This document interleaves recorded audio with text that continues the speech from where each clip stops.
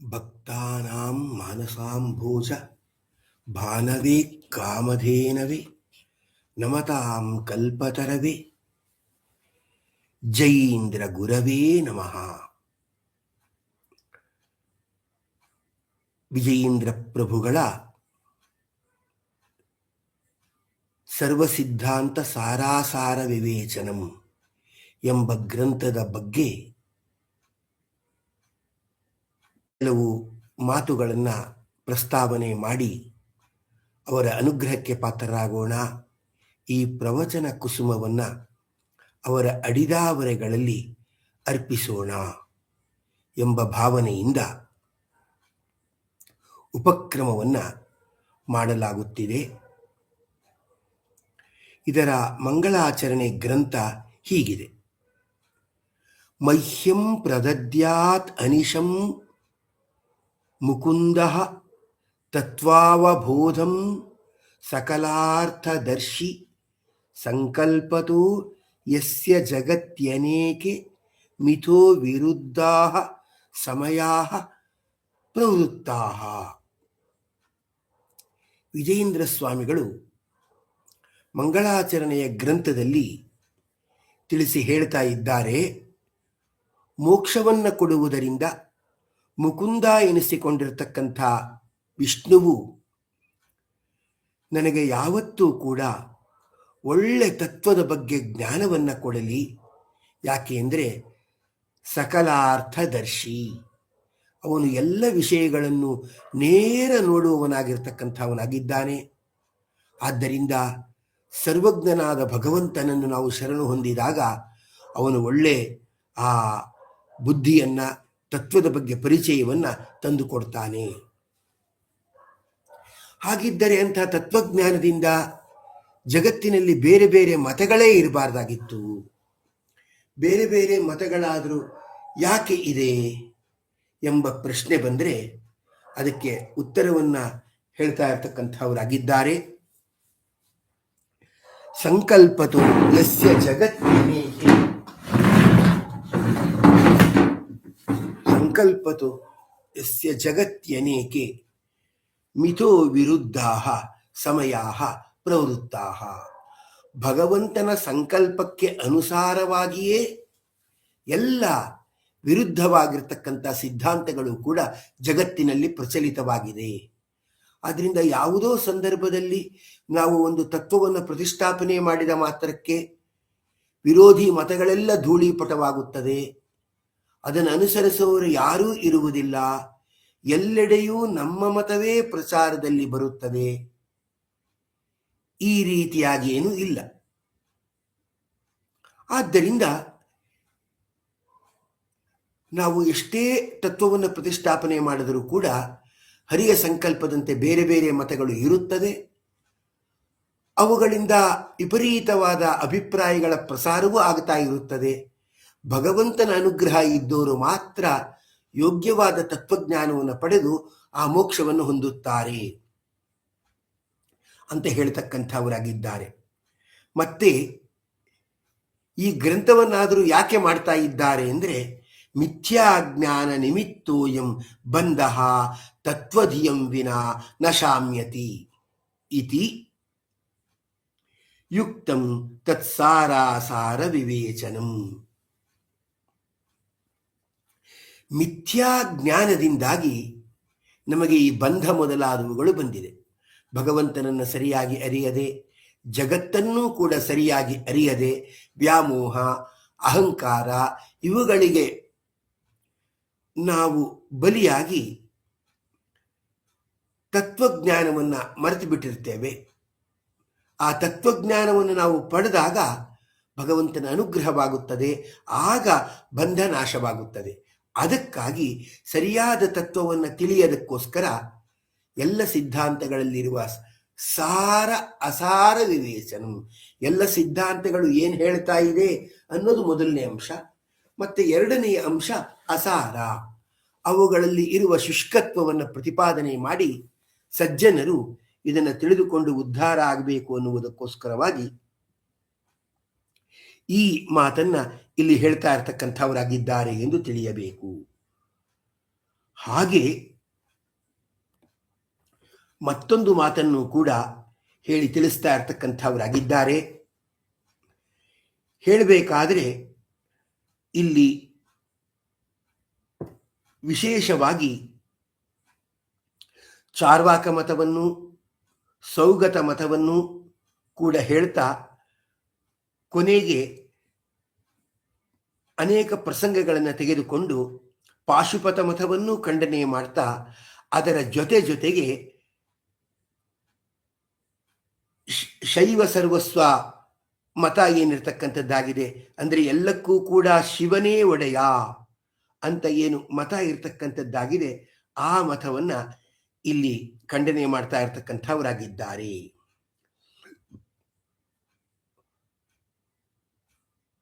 ಅದು ಹೇಗೆ ಅನ್ನೋದನ್ನ ನಾವಿಲ್ಲಿ ನೋಡೋಣ.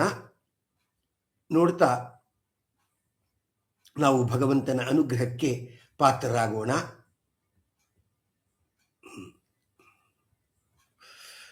ಅಲ್ಲಿ ಅನೇಕ ಅಂಶಗಳು ಇದ್ದು ನಾವು ಮಾತ್ರ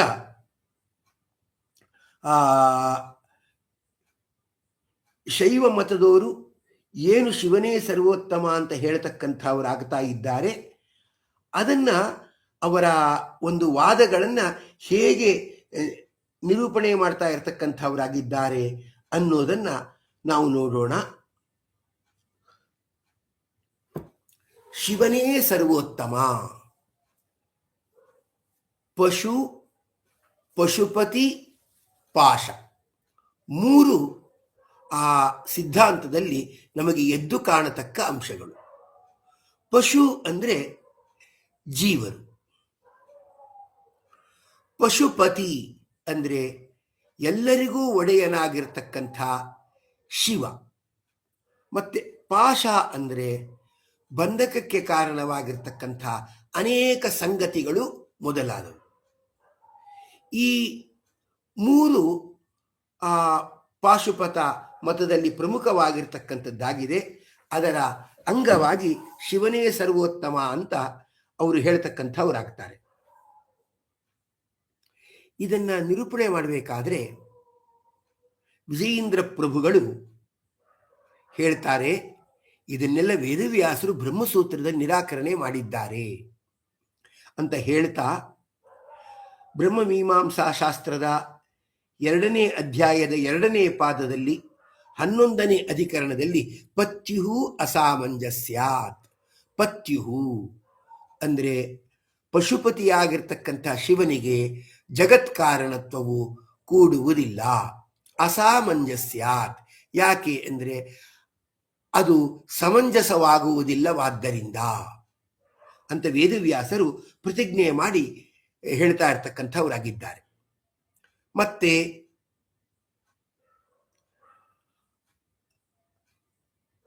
ಅದನ್ನ ಹಿಡಿದುಕೊಂಡು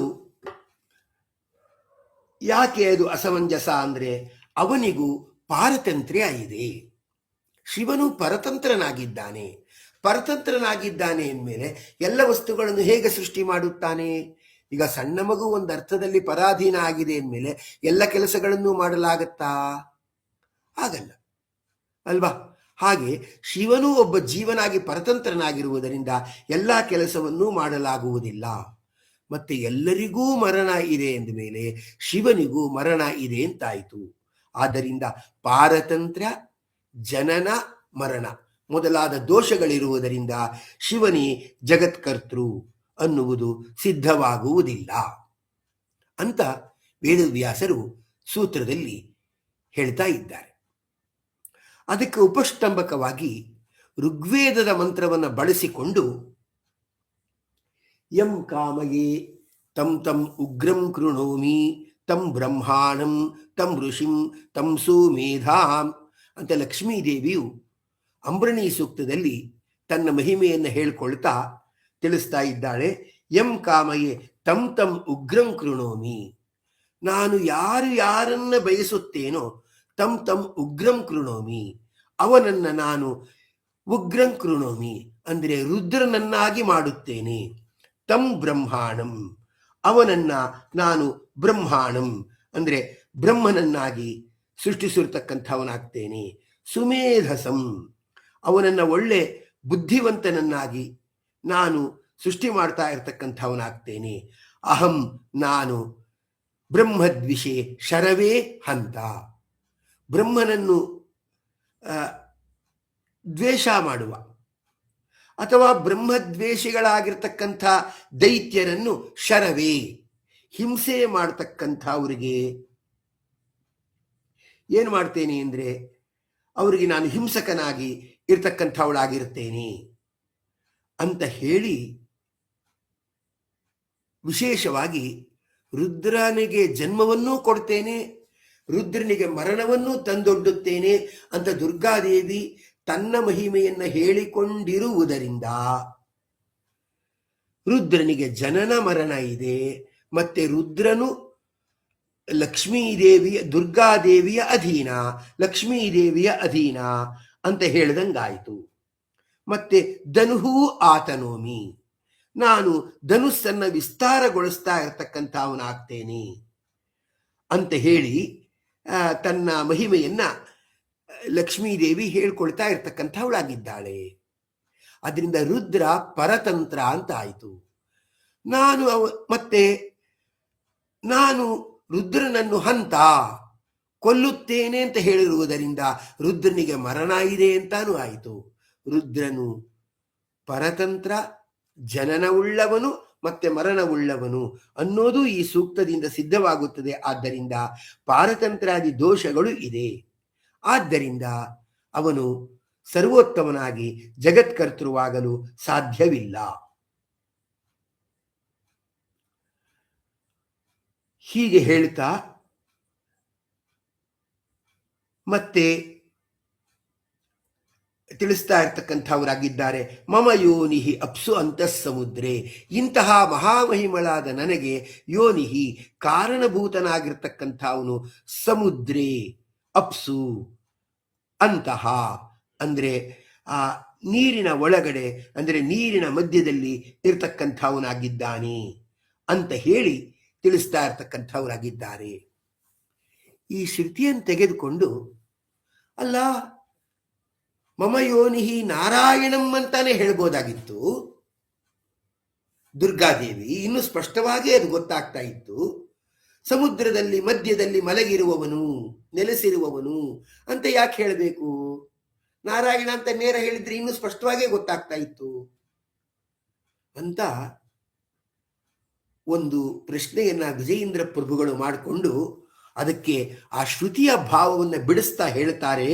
ಸ್ತ್ರೀಣಾಂ ಪತಿನಾಮಗ್ರಹಣಂ ಅನುಚಿತಂ ಇತಿ ಶಿಕ್ಷಣಾಯ ನಾರಾಯಣ ಇತಿ ಅನುಕ್ತ್ವ ಆಪೋ ನಾರ ಇತ್ಯಾದಿನ ಉಕ್ತಂ ತದರ್ಥಮೇವ ಆಹಾ.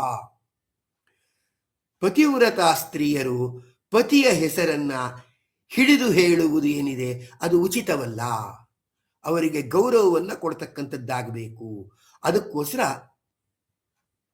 ಸಮುದ್ರದ ನಡುವೆ ಮಲಗಿರುವವನು ಅಂತ ಹೇಳಿಬಿಟ್ಟು ಆಮೇಲೆ ಅದನ್ನ ಮತ್ತೆ ಸ್ಪಷ್ಟತೆಗಾಗಿ ಬಿಡಿಸುತ್ತಾ ಆಪೋ ನಾರ ಇತಿ ಪ್ರೋಕ್ತ ಆಪೋ ವೈ ನರಸೂನವಃ ಅಯನಂ ತಸ್ಯತಾ ಪೂರ್ವಂ ತೇನ ನಾರಾಯಣ ಸ್ಮೃತಃ ಅಂತ ಹೇಳಿ ಅವನು ನೀರಿನಲ್ಲಿ ಮಲಗಿರುವವನಿಂದ ನಾರಾಯಣ ಎಂದು ಹೇಳಲ್ಪಡುತ್ತಾನೆ ಅಂತ ಮುಂದೆ ವೈದಿಕ ಸಾಹಿತ್ಯದಲ್ಲಿ ಅದರ ವಿವೇಚನೆಯನ್ನು ಕಾಣಬಹುದು.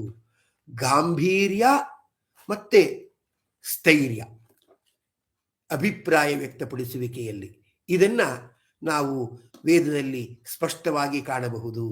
ಆದ್ದರಿಂದ ರುದ್ರನು ಜನನ ಮರಣವುಳ್ಳವನು, ಪರತಂತ್ರನಾಗಿರುವವನು ಅಂತ ಸಿದ್ಧ. ಆದ್ರಿಂದ ಅವನು ಜಗತ್ಕರ್ತೃವಾಗಲು ಸಾಧ್ಯವಿಲ್ಲ ಎಂದಾಯಿತು. ಅಸ್ಯ ದೇವಸ್ಯ ಮೀಳುಷಃ ವಯಾ ವಿಷ್ಣೋಃ ಯೇಷಸ್ಯ ಪ್ರಭೃತೆ ಹವಿರ್ಭಿಃ ವಿದೇಹಿ ರುದ್ರೋ ರುದ್ರಿಯಂ ಮಹತ್ವಂ ಯಾಸಿಷ್ಟಂ ವರ್ತಿಃ ಅಶ್ವಿನಾ ವಿರಾವತು ಅಂತ ಹೇಳಿ ಶ್ರುತಿ ಇರತಕ್ಕಂಥದ್ದಾಗಿದೆ.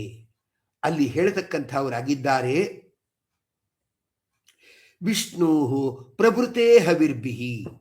ವಿಷ್ಣುವಿಗೆ ಪ್ರಭೃತಿ ಕರ್ಮಗಳಿಂದ ಅಥವಾ ಧ್ಯಾನ ಮೊದಲಾದವುಗಳನ್ನು ಮಾಡುವುದರಿಂದ ವಿಶೇಷವಾಗಿ ನಾವು ಆ ಪೂಜೆ ಮೊದಲಾದವುಗಳನ್ನು ಮಾಡಿದಾಗ ಅವನ ಪ್ರಸಾದದಿಂದಾಗಿ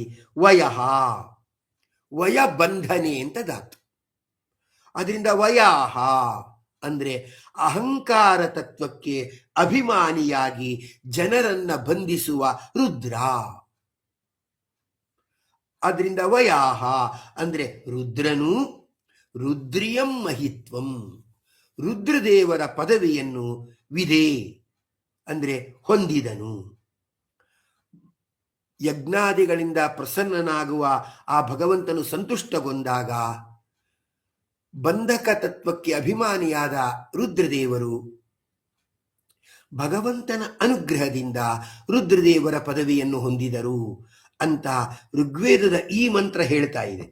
ಆದ್ದರಿಂದಲೂ ಕೂಡ ನಾವು ಏನ್ ತಿಳ್ಕೊಳ್ಬೇಕಂದ್ರೆ ರುದ್ರನು ಪರತಂತ್ರನಾಗಿದ್ದಾನೆ ಅನ್ನುವುದು ಅಲ್ಲಿ ಸ್ಪಷ್ಟವಾಗ್ತಾ ಇರತಕ್ಕಂಥದ್ದಾಗಿದೆ.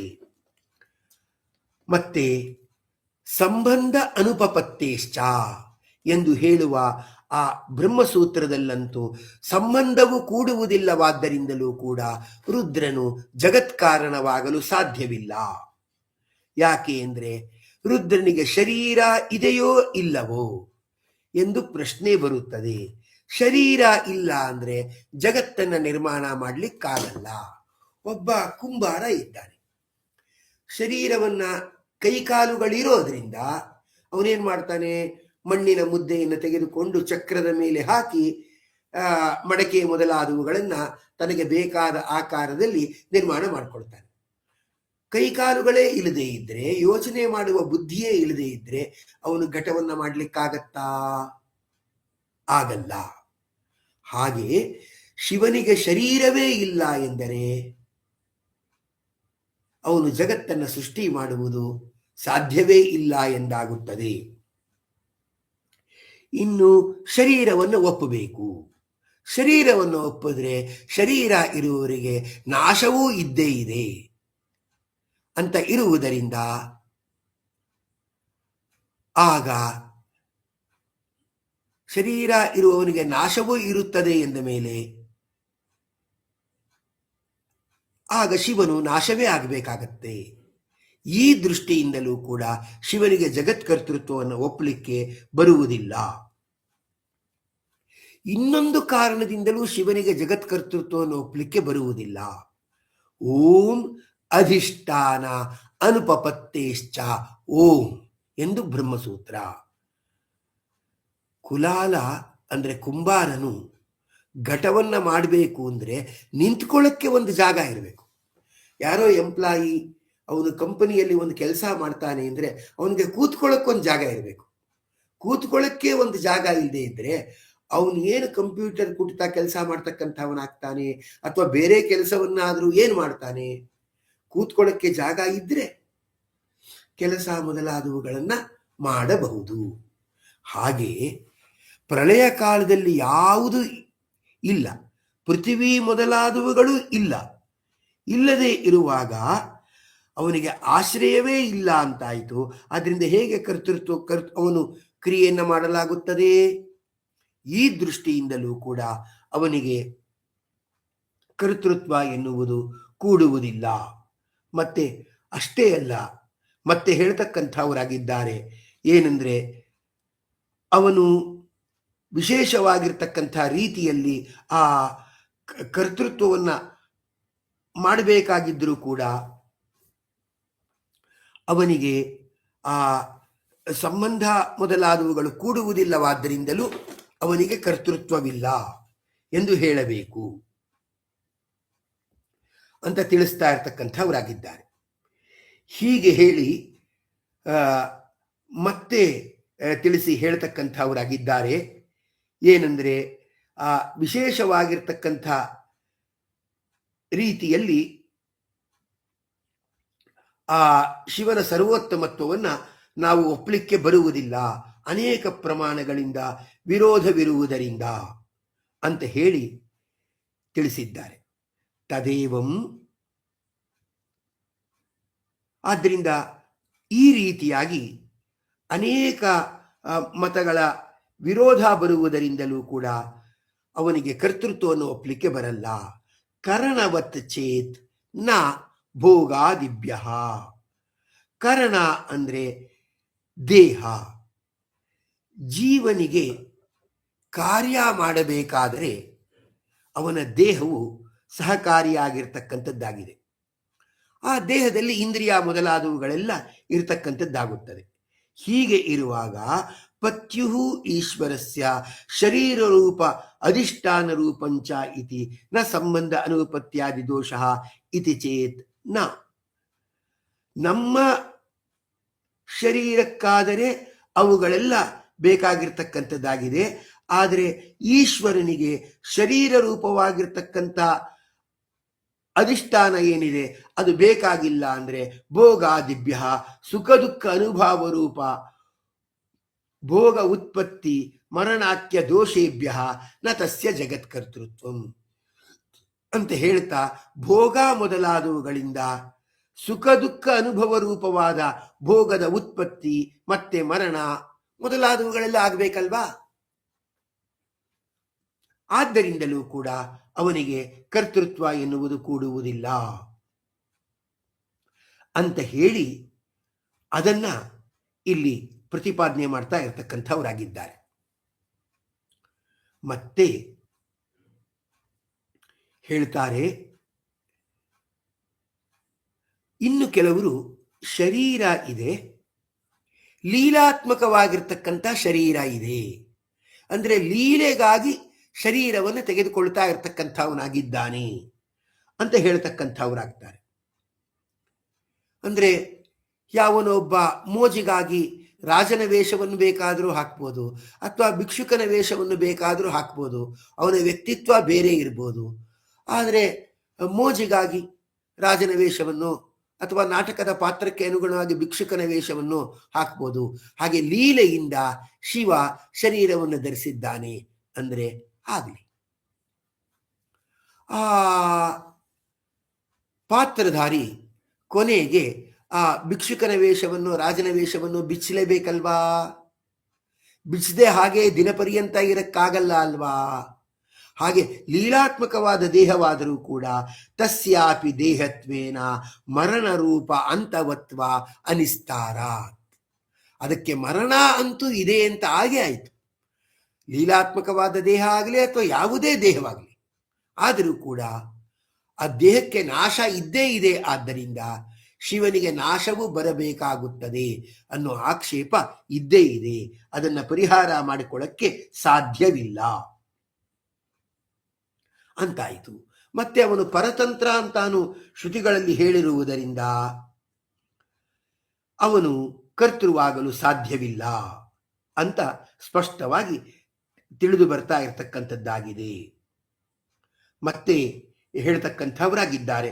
ಆ ಪ್ರಸಂಗಗಳನ್ನೆಲ್ಲ ಹೇಳ್ತಾ ತಿಳಿಸ್ತಾ ಇರ್ತಕ್ಕಂಥವರಾಗಿದ್ದಾರೆ.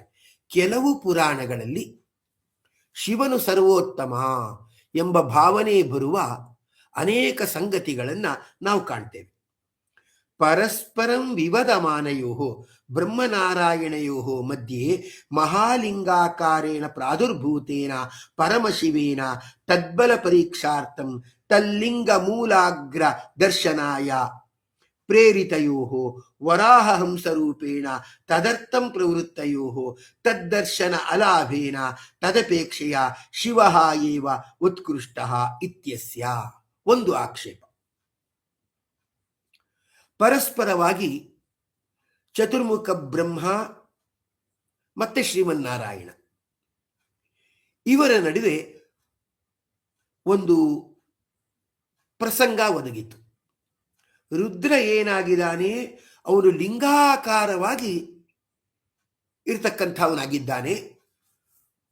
ಆ ಲಿಂಗಾಕಾರವಾಗಿ ಇರುವಾಗ ಅವನ ಬಲ ಎಷ್ಟಿದೆ, ಅವನ ಮೊದಲನೆಯ ಭಾಗ ಆದಿಯ ಭಾಗ ಯಾವುದು, ಅಂತ್ಯದ ಭಾಗ ಯಾವುದು. ಸಾಮಾನ್ಯಗೊಂದು ಬಾವಿ ಸೇದುವ ಹಗ್ಗ ಅಂದರೆ ನೋಡ್ತಾರೆ, ಗಂಟು ಹಾಕುವ ಮೊದಲನೆಯ ಭಾಗ ಯಾವುದು, ಮತ್ತೆ ಕೊನೆಯ ತನಕ ಹಿಡ್ಕೊಳ್ತಕ್ಕಂಥ ಹಗ್ಗದ ಭಾಗ ಯಾವುದು ಅಂತ ನೋಡ್ತಾರೆ. ಹಾಗೆ ಈ ಲಿಂಗದ ಆದಿಭಾಗ ಯಾವುದು, ಅಂತ್ಯಭಾಗ ಯಾವುದು ಅಂತ ಹೇಳಿ ನಾರಾಯಣ ಮತ್ತೆ ಚತುರ್ಮುಖ ಬ್ರಹ್ಮರಲ್ಲಿ ವಿವಾದ ಉಂಟಾಯಿತಂತೆ. ಆಗ ಅವರು ಎಷ್ಟೇ ಹುಡುಕಿದರೂ ಕೂಡ ಅದರ ಮೂಲ ಭಾಗವನ್ನಾಗಲಿ ಅಥವಾ ತುದಿಯ ಭಾಗವನ್ನಾಗಲಿ ಇಬ್ಬರೂ ಕೂಡ ಕಾಣಲಾಗಲಿಲ್ಲ. ಅದು ಅವರು ನೇರ ರೂಪದಿಂದ ಹೋದರೆ ಪರೀಕ್ಷೆ ಮಾಡಲಿಕ್ಕೆ ಕಷ್ಟ ಆಗತ್ತೆ, ಅವಮಾನವಾಗತ್ತೆ ಅಂತ ತಿಳ್ಕೊಂಡು ವಿಷ್ಣು ವರಾಹ ರೂಪವನ್ನು ಧರಿಸಿಕೊಂಡು ಹೋದ, ಚತುರ್ಮುಖ ಬ್ರಹ್ಮ ಹಂಸ ರೂಪವನ್ನು ಧರಿಸಿಕೊಂಡು ಹೋದ. ಆದರೂ ಅವರಿಗೆ ಇದರ ಮೇಲ್ಭಾಗವಾಗಲಿ ಅಥವಾ ಬುಡದ ಭಾಗವಾಗಲಿ ಗೊತ್ತಾಗಲಿಲ್ಲ. ಅಂದರೆ ಶಿವನ ಆದಿ ಆಗಲಿ ಅಥವಾ ಅಂತ್ಯವಾಗಲಿ ಗೊತ್ತಾಗಲಿಲ್ಲ ಅಂದಮೇಲೆ ಆ ಬ್ರಹ್ಮನಾರಾಯಣರಿಗೇನೆ ಗೊತ್ತಾಗಲಿಲ್ಲ ಅಂದಮೇಲೆ ಶಿವ ಏನಾದ, ಅವನು ಸರ್ವೋತ್ತಮನಾದ ಅಂತ ಈ ಕತೆ ಕಾಣ್ತಾ ಇರತಕ್ಕಂಥದ್ದಾಗಿದೆ. ಆದ್ದರಿಂದ ಶಿವನೇ ಸರ್ವೋತ್ತಮ ಅಂತ ಹೇಳಿ ಯಾಕಾಗಬಾರದು ಅಂತ ಹೇಳಿ ಅದನ್ನ ಇಲ್ಲಿ ತಿಳಿಸಿ ಹೇಳ್ತಾ ಇರ್ತಕ್ಕಂಥವರಾಗಿದ್ದಾರೆ. ಹೀಗೆ ಆ ರೀತಿಯಾಗಿ ನಾವು ಶಿವನ ಸರ್ವೋತ್ತಮತ್ವವನ್ನು ನಾವು ಪ್ರತಿಪಾದನೆ ಮಾಡ್ತೇವೆ ಅಂತ ಹೇಳಿದ್ರೆ ಅದಕ್ಕೆ ತಿಳಿಸಿ ಹೇಳ್ತಕ್ಕಂಥವರಾಗಿದ್ದಾರೆ. ಏನಂದ್ರೆ ತದಸತ್, ಅದನ್ನು ಒಪ್ಪಲಿಕ್ಕೆ ಬರುವುದಿಲ್ಲ. ಪುರಾಣದಲ್ಲಿ ಆ ಮಾತು ಬಂದಿದೆ ನಿಜ, ಪುರಾಣದಲ್ಲಿ ಆ ಮಾತು ಬಂದರೂ ಕೂಡ ಅದನ್ನು ಒಪ್ಪಲಿಕ್ಕೆ ಬರುವುದಿಲ್ಲ. ಉತ್ಕೃಷ್ಟಸ್ಯ ಸರ್ವಸ್ಯಾಪಿ ಅರ್ಥಸ್ಯ ಸಾತ್ವಿಕ ಪುರಾಣೇಶು ಪ್ರತಿಪಾದನೇನ, ಶ್ರೇಷ್ಠವಾದ ಅರ್ಥವು ಬೇರೆ ಸಾತ್ವಿಕ ಪುರಾಣಗಳಲ್ಲಿ ಪ್ರತಿಪಾದಿತವಾಗಿರ್ತಕ್ಕಂಥದ್ದಾಗಿರುವುದರಿಂದ ಅದಕ್ಕೆ ವಿರುದ್ಧವಾಗಿ ಹೇಳಿರ್ತಕ್ಕಂಥ ಅರ್ಥಗಳು ಏನಿದೆ ಅದು ಪರೀಕ್ಷಕ ಅನಾದರಣೀಯತ್ವಾತ್. ತತ್ವವನ್ನು ಪರೀಕ್ಷೆ ಮಾಡುವ ಜ್ಞಾನಿಗಳು ತತ್ವಕ್ಕೆ ವಿರುದ್ಧವಾಗಿ ಪ್ರತಿಪಾದನೆಯಾಗಿರುವ ಅಂಶವನ್ನ ಒಪ್ಪಲಿಕ್ಕೆ ಬರುವುದಿಲ್ಲ. ಆದ್ದರಿಂದ ಶಿವ ಸರ್ವೋತ್ತಮಾನ ಅಥವಾ ಬೇರೆಯವರು ಸರ್ವೋತ್ತಮಾನ ಅಂತ ಪರೀಕ್ಷೆ ಆಯಿತು, ಶಿವಲಿಂಗದ ಮೊದಲನೇ ಹಾಗೂ ಕೊನೆಯ ಭಾಗ ಕಾಣಲಿಲ್ಲ ಅಂತ ಏನಿದೆ ಅದು ಕೇವಲ ವ್ಯಾಮೋಹಕವಾಗಿರ್ತಕ್ಕಂಥದ್ದಾಗಿದೆ ಎಂದು ಭಾವಿಸಬೇಕು ಅಂತ ಹೇಳಿ ನಾವು ತಿಳಿಯಬೇಕು ಅಂತ ಹೇಳ್ತಕ್ಕಂಥವರಾಗಿದ್ದಾರೆ. ಆಮೇಲೆ ಮತ್ತೆ ಹೇಳ್ತಾರೆ,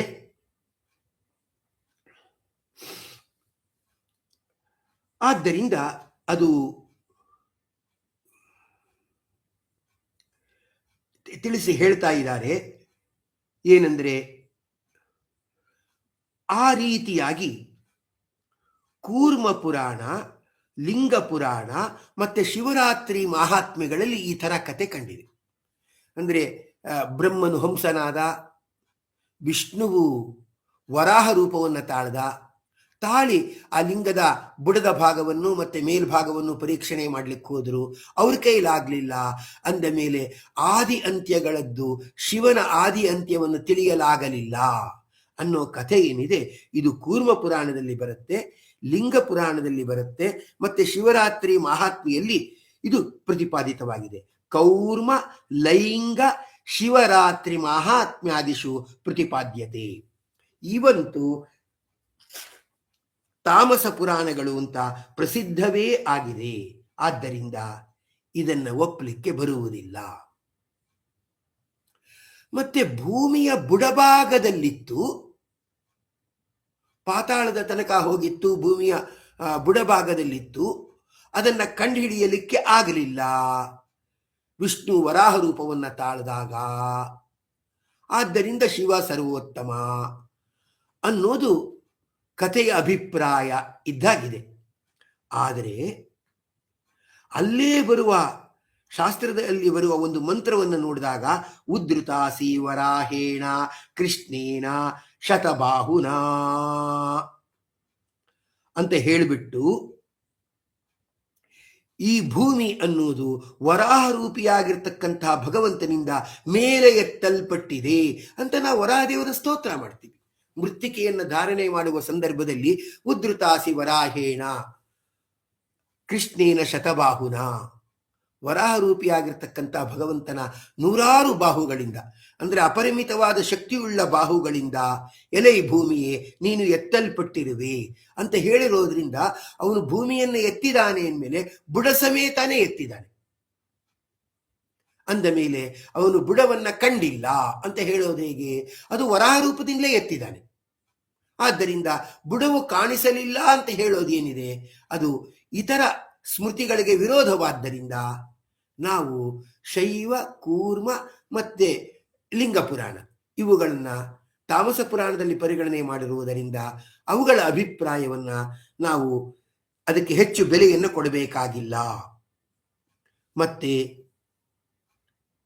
ಆಪೋ ವಾಯಮಗ್ರೇ ಸಲಿಲಂ ಆಸೀತ್ ತಸ್ಮಿನ್ ಪ್ರಜಾಪತಿ ವಾಯುರ್ಭೂತ್ವಾ ಅಚರತು ಸ ಇಮಾಂ ಅಪಶ್ಯತು ತಾಂ ವರಾಹೋ ಭೂತ್ವಾ ಅಹರತು ಅಂತ ಹೇಳಿ ಆ ಶ್ರುತಿ ಏನ್ ಹೇಳ್ತಾ ಇದೆ ಅಂದ್ರೆ ಎಲ್ಲೆಡೆಯೂ ನೀರೇ ತುಂಬಿರ್ತಕ್ಕಂಥದ್ದಾಗಿತ್ತು. ಅದರಲ್ಲಿ ಪ್ರಜಾಪತಿ ವಾಯುರ್ಭೂತ್ವ ಅಚರತು, ಆ ವಾಯುವಾಗಿ ಅವನು ತಿರುಗಾಡ್ತಾ ಇರತಕ್ಕಂಥವನಾಗಿದ್ದಾನೆ. ಮತ್ತೆ ಅವನು ಈ ಅದಕ್ಕೆ ಆಶ್ರಯವಾದ ತತ್ವವನ್ನು ನೋಡಿದಾನೆ. ತಾಂ ವರಾಹು ಭೂತ್ವ ಅಹರತು ಅಂತ ಹೇಳಿ ವರಾಹನಾಗಿ ಅದನ್ನ ಮೇಲೆ ಎತ್ತಿರತಕ್ಕಂಥವನಾಗಿದ್ದಾನೆ ಅಂತ ಶ್ರುತಿಯೂ ಬರ್ತಾ ಇದೆ. ಆದ್ದರಿಂದ ಶ್ರುತಿ ಸ್ಮೃತಿಗಳ ಒಂದು ವಿಶೇಷವಾದ ಪ್ರಮಾಣದ ಬಲದಿಂದ ಭೂಮಿಯನ್ನ ಎತ್ತಿದವನು ಭಗವಂತ ಅಂದಮೇಲೆ ಅದರ ಬುಡವನ್ನ ಕಾಣಲಿಲ್ಲ, ಲಿಂಗದ ಬುಡವನ್ನ ಕಾಣಲಿಲ್ಲ ಅಂತ ಹೇಳ್ತಾರೆ. ಲಿಂಗ ಯಾತ್ರದ್ದು ಕಲ್ಲಿನಿಂದ ಮಾಡಿದ ಲಿಂಗ ಅಂದಮೇಲೆ ಪಾರ್ಥಿವ ಲಿಂಗದ ಬುಡ ಕಾಣಲಿಲ್ಲ ಅಂತಾರೆ. ಪೃಥ್ವಿಯನ್ನೇ ಮೇಲೆ ಎತ್ತಿಡಿದಿದ್ದಾನೆ, ಆದ್ರಿಂದ ಅದರ ಬುಡ ಸಮೇತ ಪೃಥ್ವಿಯನ್ನು ಎತ್ತಿರುವುದರಿಂದ ಕಾಣಲಿಲ್ಲ ಎಂಬ ಆ ವಾದ ಏನಿದೆ ಅದು ಮೋಹಕ ಎಂದು ತಿಳಿಯಬೇಕು. ತತ್ರ ಸಕಲ ಭೂತ ಭೌತಿಕಾದಿ ಆಶ್ರಯ ಪೃಥಿವ್ಯಾ ಉದ್ಧರಣಂ ವಿಷ್ಣುನಾ ಕೃತಂ ಇತಿ ಆವೇದನಾತ್. ಸಕಲ ಪಾರ್ಥಿವ ಸಮುದಾಯದ ಎಲ್ಲವನ್ನೂ ಕೂಡ ಎತ್ತಿ ಹಿಡಿದ ಅಂತ ಕಂಡ ಮೇಲೆ ಕಾಣಲಿಲ್ಲ ಬುಡ ಅನ್ನುವುದನ್ನ ಹೇಳಕ್ ಬರಲ್ಲ. ತಾದೃಶ ಲಿಂಗಸ್ಯಾಪಿ ಪಾರ್ಥಿವತ್ವಾತ್. ಆ ಲಿಂಗದ ಬುಡವನ್ನ ಕಾಣಲಿಲ್ಲ ಅಂತಾರೆ. ಲಿಂಗವೂ ಪಾರ್ಥಿವವೇ, ಕಲ್ಲಿನಿಂದ ಆದ ಲಿಂಗ ಅಂದ್ರೂ ಅದು ಪಾರ್ಥಿವವೇ, ಆದ್ರಿಂದ ಕಂಡಿಲ್ಲ ಅಂತ ಹೇಳಕ್ ಬರಲ್ಲ. ಇನ್ನು ಅಲ್ಲ, ಅದು ಪಾರ್ಥಿವವಾಗಿದ್ರೂ ಕೂಡ ಅಪ್ರಾಕೃತ ಅಂತ ಹೇಳೋಣ. ಈಗ ಭಗವಂತನ ಶರೀರವನ್ನ ಅಪ್ರಾಕೃತ ಅಂತ ಹೇಳ್ತೀವಿ, ಆಗ ಪ್ರಕೃತಿಯ ಇತಿಮಿತಿಗಳು ಬರುವುದಿಲ್ಲ. ಹಾಗೆ ನಾವು ಹೌದು ಅದು ಪಾರ್ಥಿವವೇ ಆಗಿರ್ಬೋದು, ಆದರೆ ಅಪ್ರಾಕೃತ ಅಂತ ಹೇಳ್ತೀವಿ ಅಂದ್ರೆ ತಸ್ಯ ಪೃಥಿವೀತ್ವೇ ಅಪ್ರಾಕೃತತ್ವೇ, ಅಪ್ರಾಕೃತವಾದದ್ದು ಅಂತ ಹೇಳ್ಬಿಡ್ತೀವಿ. ಅಂದ್ರೆ ಆಗ ನಾಶ ಇಲ್ಲ ಅಂತ ಆಗ್ಬಿಡುತ್ತೆ. ಅಂದ್ರೆ ಈ ಕಥೆಯ ಸೂಕ್ಷ್ಮವನ್ನು ಗಮನಿಸಿ ಅಂತ ವಿಜಯೇಂದ್ರ ಗುರು ಸಾರ್ವಭೌಮರು ಹೇಳ್ತಾರೆ. ಅಂದ್ರೆ ಒಂದು ತತ್ವವನ್ನ ಯಾವುದೋ ಒಂದು ಕೋರ್ಟ್ನಲ್ಲಿ ಲಾಯರು ಒಂದು ಕೇಸನ್ನು ಪ್ರೆಸೆಂಟ್ ಮಾಡ್ತಾನೆ, ಕೆಲವು ಡಾಕ್ಯುಮೆಂಟ್ಗಳನ್ನು ಕೊಡ್ತಾನೆ. ಕೊಟ್ರೆ ಅಲ್ಲಿಗೆ ನಿರ್ಣಯ ಆಗಲ್ಲ. ಯಾಕಂದ್ರೆ ಪ್ರತಿವಾದಿಯಾಗಿರ್ತಕ್ಕಂಥ ಇನ್ನೊಬ್ಬ ಅವನು ಕೊಟ್ಟಿರೋ ಡಾಕ್ಯುಮೆಂಟ್ಗಳನ್ನು ಪರಿಶೀಲನೆ ಮಾಡಿ ಇದರಲ್ಲಿ ಇಷ್ಟು ದೋಷಗಳಿದೆ, ಆದ್ದರಿಂದ ಅವನು ಕೊಟ್ಟಿರುವ ಡಾಕ್ಯುಮೆಂಟ್ ಸರಿ ಇಲ್ಲ ಅಂತ ಹೇಳ್ತಾನೆ ಅಲ್ವಾ. ಹಾಗೆ ವಾದಿರಾಜ ಶ್ರೀಮಚ್ಚನರು ಹೇಳ್ತಾರೆ, ಆ ಲಿಂಗದ ಮೂಲ ಭಾಗವನ್ನ ಕಾಣಲಿಲ್ಲ, ಮತ್ತೆ ತುದಿಯ ಭಾಗವನ್ನ ಕಾಣಲಿಲ್ಲ ಅಂದ್ರೆ ಏನಂತಾಯ್ತು? ಆ ಲಿಂಗಕ್ಕೆ ಮೂಲ ಭಾಗವೂ ಇತ್ತು, ಮತ್ತೆ ತುದಿಯ ಭಾಗ ಮೇಲ್ಭಾಗವೂ ಇತ್ತು, ಬುಡದ ಭಾಗವೂ ಇತ್ತು ಅಂತಂದ ಮೇಲೆ ಅದು ಏನಾಯಿತು ಅಂದ್ರೆ ಅದು ಆ ರೀತಿ ಇರುವುದರಿಂದ ಅಪರಿಚ್ಛಿನ್ನ ಎಂದಾಗುವುದಿಲ್ಲ. ಊರ್ಧ್ವ ಅಧೋದೇಶಾವಚ್ಛೇದೇನ ಆಯಿತು. ಆದ್ದರಿಂದ ಏನಾಯಿತು? ಅಪರಿಚ್ಛಿನ್ನ ಎಂದಾಗಲಿಲ್ಲ. ಆದ್ದರಿಂದ ಪ್ರಮಾಣ ಅಭಾವಾತ್ ಅದನ್ನ ಅಪ್ರಾಕೃತ ಅಂತೆಲ್ಲ ಹೇಳಲಿಕ್ಕೂ ಸಾಧ್ಯವಿಲ್ಲ. ಅಲ್ಲ, ವಿಷ್ಣುವಿಗೆ ಆ ಲಿಂಗದ ಮೂಲ ಅನ್ನೋದು ತಿಳಿಯಲೇ ಇಲ್ಲ, ಆದ್ದರಿಂದಲೇನೆ ಆ ರೀತಿಯಾಗಿ ಕಲ್ಪನೆ ಮಾಡಿದ್ದಾರೆ ಅಂತ ಹೇಳೋಣ ಅಂದ್ರೆ ತಿಳಿಯಲಿಲ್ಲ ಅಂತ ಯಾವಾಗ ಹೇಳ್ಬೋದು? ವಿಷ್ಣುವಿಗೆ ಸರ್ವಜ್ಞತ್ವ ಇಲ್ಲದೆ ಇದ್ರೆ ಅದರ ಬುಡವನ್ನ ತಿಳಿಯಲಿಲ್ಲ ಅಂತ ಹೇಳ್ಬೋದು. ಆದರೆ ವಿಷ್ಣುವಿಗೆ ಸರ್ವಜ್ಞತ್ವವು ಶ್ರುತಿಯಲ್ಲಿ ಪ್ರತಿಪಾದನೆ ಆಗಿದೆ. ವಿಚಿತ್ರ ಶಕ್ತಿ ಪುರುಷ ಪುರಾಣ ನ ಚ ಅನ್ಯೇಷಾಂ ಶಕ್ತಯ ತಾದೃಶಾಃ ಸ್ಯುಹು ಅಂತ ಹೇಳಿ, ಪುರುಷ ಪೂರ್ಣ ಷಡ್ಗುಣನಾಗಿರ್ತಕ್ಕಂಥ, ಪುರಾಣ ಅನಾದಿ ಕಾಲದಿಂದಲೂ ಇರತಕ್ಕಂತಹ ಭಗವಂತನು ವಿಚಿತ್ರ ಶಕ್ತಿ, ವಿಚಿತ್ರವಾದ ಶಕ್ತಿಯುಳ್ಳವನಾಗಿದ್ದಾನೆ. ಅಂದರೆ ಜ್ಞಾನ ಮೊದಲಾದ ಧರ್ಮಗಳುಳ್ಳವನಾಗಿದ್ದಾನೆ. ಅನ್ಯೇಷಾಂ ತಾದೃಶಾಃ ಶಕ್ತಯಃ ನ ಸ್ಯುಹು, ಬೇರೆಯವರಿಗೆ ಅಂತ ಶಕ್ತಿಗಳು ಬರಲಿಕ್ಕೆ ಸಾಧ್ಯ ಇಲ್ಲ ಅಂತ ಹೇಳಿರುವುದರಿಂದ ವಿಚಿತ್ರ ಶಕ್ತಿಯನ್ನ ತಿಳಿಸುವ ಪುರಾಣ ಶ್ರುತಿಗಳಿದೆ ಅಂದ ಮೇಲೆ ಅವನು ಬುಡವನ್ನ ತಿಳಿಯಲಾಗಲಿಲ್ಲ ಅಂತ ಹೇಳಿ ಅರ್ಥವನ್ನ ಮಾಡಲಿಕ್ಕೆ ಸಾಧ್ಯವಿಲ್ಲ. ಆದ್ದರಿಂದಲೂ ಅದು ತಪ್ಪು ಎಂದು ತಿಳಿಯಬೇಕು. ಮತ್ತೆ ಶಿವನ ಸರ್ವೋತ್ತಮತ್ವಕ್ಕೆ ಅವರು ಇನ್ನೊಂದು ಉದಾಹರಣೆಯನ್ನು ಕೊಟ್ಟಿದ್ರು. ಏನದು? ವಿಷ್ಣುವು ಶಿವನನ್ನ ಕುರಿತು ತಪಸ್ಸು ಮಾಡ್ದ, ಶಿವನು ಅನುಗ್ರಹವನ್ನ ಮಾಡ್ದ. ಆಗ ಆ ಜಲಂಧರನನ್ನ ಕೊಲ್ಲಬೇಕು ಅಂದ್ಬಿಟ್ಟು ಸುದರ್ಶನ ಚಕ್ರವನ್ನ ಶಿವ ಕೊಟ್ಟ. ವಿಷ್ಣು ಸುದರ್ಶನ ಚಕ್ರವನ್ನ ಇಟ್ಟುಕೊಂಡು ಆ ಜಲಂಧರನ ಸಂಹಾರವನ್ನ ಮಾಡ್ದ ಅನ್ನೋ ಕಥೆ ಶಿವನ ಸರ್ವೋತ್ತಮತ್ವಕ್ಕೆ ಪೋಷಕವಾಗಿ ಕಾಣ್ತಾ ಇದೆ. ವಿಷ್ಣೋ ಶಿವಪ್ರಸಾದೇನ ಜಲಂಧರ ವಧಾರ್ಥಂ ಸುದರ್ಶನ ಪ್ರಾಪ್ತ್ಯಾದಿಕಂ. ಆದ್ದರಿಂದ ಶಿವನೇ ವಿಷ್ಣುವಿಗೆ ಸುದರ್ಶನ ಚಕ್ರ ಕೊಟ್ಟಿದ್ದಾನೆ. ಆದ್ದರಿಂದ ಶಿವನೇ ಸರ್ವೋತ್ತಮ ಅಂತ ಹೇಳುವ ಒಂದು ಮಾತನ್ನ ನಾವಲ್ಲಿ ಕಾಣ್ತಾ ಇರತಕ್ಕಂಥವರಾಗ್ತೇವೆ. ಆದರೆ ಪವಿತ್ರಂತೆ ಚರಣಂ ವಿತಾತಂ ಅಂತ ಹೇಳುವ ಮಂತ್ರಗಳಲ್ಲಿ ಏನಂದ್ರೆ, ಆ ಭಗವಂತನೇ ಸ್ವಭಾವತಃ ಆ ಚಕ್ರವನ್ನು ಧರಿಸಿರ್ತಕ್ಕಂಥವನಾಗಿದ್ದಾನೆ, ಅದು ಪವಿತ್ರತಮವಾಗಿರ್ತಕ್ಕಂಥದ್ದಾಗಿದೆ ಅಂತ ಶ್ರುತಿಯಲ್ಲಿ ಹೇಳಿರುವುದರಿಂದ ಶಿವಪ್ರಸಾದದಿಂದ ಚಕ್ರವು ಬಂದಿತು ಅನ್ನೋದನ್ನ ಒಪ್ಪಲಿಕ್ಕೆ ಸಾಧ್ಯವಿಲ್ಲ. ಇನ್ನು ಮುಂದುವರಿತಾ ವಿಷ್ಣುವೇ ಶಿವನ ಪೂಜೆಯನ್ನ ಮಾಡ್ತಾ ಇದ್ದ. ಅವನಿಗೆ ಒಂದು ಸಾತಿ 1000 ಕಮಲಗಳಿಂದ ಪೂಜೆ ಮಾಡುವ ಒಂದು ಸಂಕಲ್ಪ ವಿಷ್ಣುವಿಗೆ ಉದಯಿಸಿತು. ಕಮಲದ ರಾಶಿಯನ್ನೇ ಹಾಕಿಕೊಂಡು ಶಿವನಿಗೆ ಪೂಜೆಯನ್ನ ಮಾಡ್ದ. ಆದರೆ ಅದು 999 ಕಮಲಗಳಷ್ಟೇ ಆದವು. ಇನ್ನು 1000 ಆಗ್ಲಿಕ್ಕೆ ಒಂದು ಕಮಲ ಬೇಕಾಗಿತ್ತು. ಆ ಕಮಲ ಅಲ್ಲಿ ಇರಲಿಲ್ಲ. ಆದರೆ ಸಹಸ್ರ ಪುಷ್ಪವ್ರತ ಅನ್ನುವುದು ತಪ್ಪುತ್ತದಲ್ಲ ಅಂತ ಹೇಳಿ ತನ್ನ ಕಣ್ಣನ್ನೇ ಕಿತ್ತು ಶಿವನಿಗೆ ಅರ್ಪಿಸಿದ. ಆಗ ಶಿವನು ಸಂತುಷ್ಟನಾಗಿ, ಕಮಲವನ್ನೇ ನನಗೆ ನೀನು ಅರ್ಪಿಸುವುದರಿಂದ ನಿನ್ನ ಕಣ್ಣು ಕಮಲದಂತೆ ಆಗಲಿ, ನಿನ್ನನ್ನು ಎಲ್ಲರೂ ಪುಂಡರೀಕಾಕ್ಷ ಎಂದು ಕರೆಯಲಿ ಎಂದು ಆಶೀರ್ವದಿಸಿದ. ಅಂದಿನಿಂದ ವಿಷ್ಣುವನ್ನ ಪುಂಡರೀಕಾಕ್ಷ ಅಂತ ಕರೆಯುತ್ತಾರೆ, ಶಿವನನ್ನ ವಿರೂಪಾಕ್ಷ ಎಂದು ಕರೆಯುತ್ತಾರೆ ಅಂತೆಲ್ಲ ಕಥೆಗಳನ್ನ ತಾಮಸ ಪುರಾಣಗಳಲ್ಲಿ ನಾವು ಕಾಣ್ತಾ ಇರತಕ್ಕಂಥವರಾಗಿದ್ದೇವೆ. ಆದರೆ ಈ ದೆಸೆಯಿಂದ ಅವನು ಪುಂಡರೀಕಾಕ್ಷನಾದ ಅಂತ ಹೇಳುವುದು ತಾಮಸ ನಿರೂಪಣೆಗೆ ವಿನಃ ವಸ್ತುಸ್ಥಿತಿಗೆ ಸರಿಯಾದುದಲ್ಲ.